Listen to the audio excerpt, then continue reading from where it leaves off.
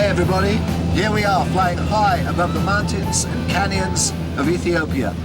My life is in the capable hands of Vern Bell, Mission Aviation Fellowship pilot. Many other lives depend on the skills and services of the people who work for Mission Aviation Fellowship here in Ethiopia. The people who do this work have given up careers and other opportunities in the UK and other countries. The reason they do this is because they are choosing to live a life of faith. I walk by faith, each step by faith, to live by faith. I put my trust in you. I walk by faith, each step by faith, to live by faith. I put my trust in you. Every step I take is a step of faith. No weapon formed against me shall prosper. And every prayer I make is a prayer of faith. And if my God is for me, then who can be against me? I walk by faith, each step by faith, to live by faith. I put my trust in you.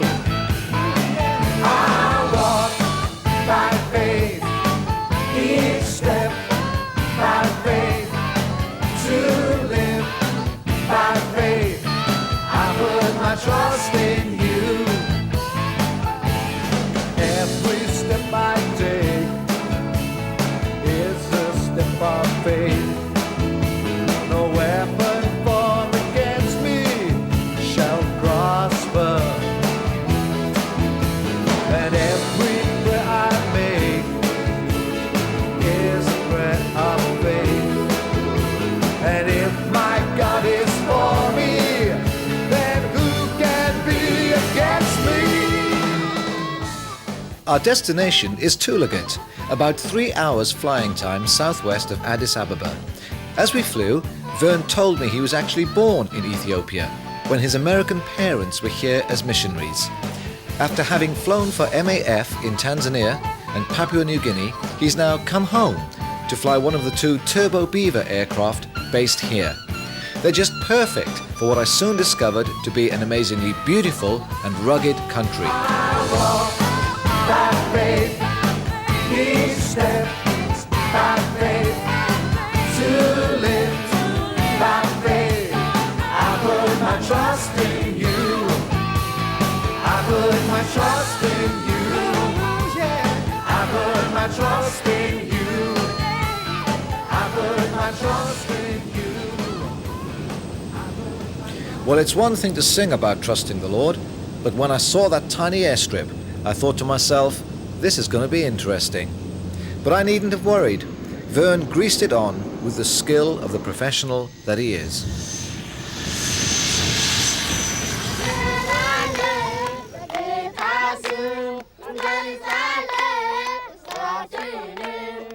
It's not every day a plane lands here. Our arrival was a good excuse for the children to show off their latest song.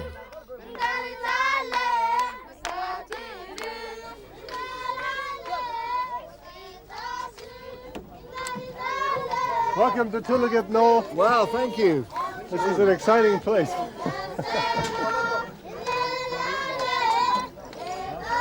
You did a good job helping me there. That was fun. That was fun.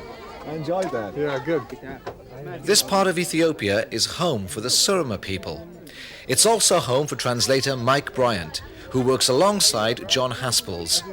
John heads up the mission project that's going on among them. And this is? This is Noel Richards. Yes. And John Hespel. Nice to meet you. Good you could come. Are you wanting us to unload the plane before? Yeah, let's get it all loaded and then we'll get over to get all the customers. It was quite a relief to know the security guards and their rifles were there for our protection. While Vern got the plane unloaded, John told me about the work. So John, here we are in Tulegit, Right. but the locals have a name for it. Well, everybody here calls this place Yesu now. It Right. didn't used to be called Yesu, but since we've come, they've named this place Yesu. The road that comes in here is called the Jesus Road. Right, that's Yeah. wonderful. And of course, when we first came, there was no MAF flying in the country, and so everything had to come overland. Yep. We have a river on down the valley here that fills up, and for 6 months of the year, we're landlocked. Right. So we're very thankful now that MAF is flying and that we can depend on them to bring in our supplies. So you're seeing some good fruit for your work? Well, it's slow. You know, this is a semi-nomadic group, and responses are slow, but there are at least 5 Surmas now that have made a profession of faith in Jesus Christ, Yeah. which we're very thankful for. Wonderful. There's still a lot of work to be done, as you can see, just Yes. being here just a short time that you're here. And there's people translating the scriptures as well?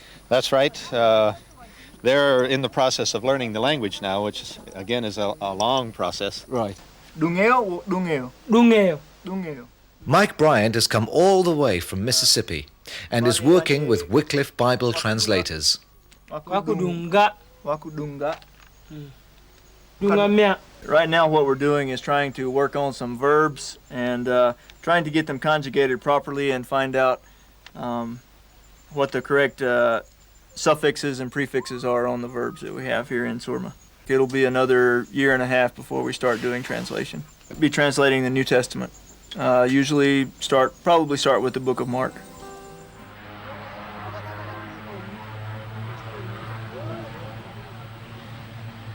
It was time to get back to Addis. My short visit to Tulegit was quite different to what I'd expected. The people looked really healthy, and the countryside was so green and lush. But in 1984, the world saw a different, horrifying picture. 12 years of drought, failed harvests, and civil war across sub-Saharan Africa resulted in famine. Ethiopia was particularly affected. Despite a huge international effort to send in food and aid, millions of men, women, and especially children suffered and died in the famine. But those able to reach one of the hundreds of feeding stations set up by relief agencies had at least some chance of survival, though for many the help came too late.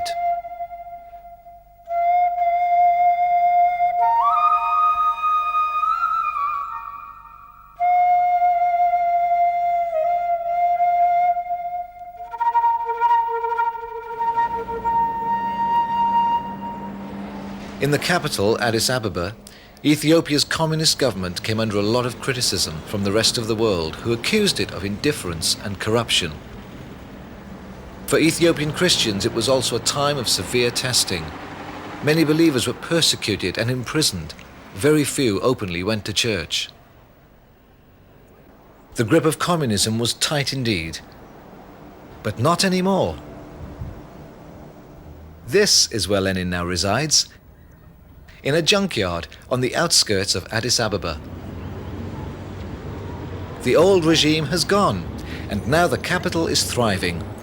Business is booming, and times are looking good. Even the tourists are returning.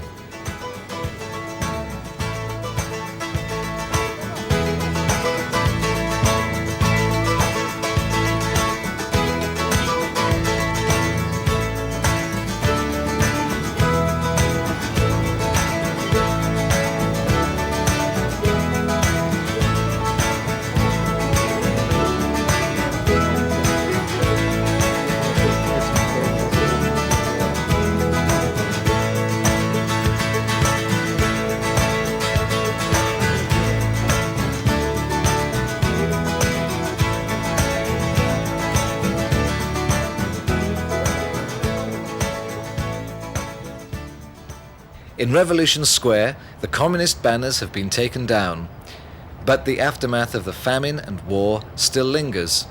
There are thousands of orphans, most in their teens. Not so long ago, the streets of Addis were filled with them, and street crime was endemic. But now there are well-run orphanages throughout the city.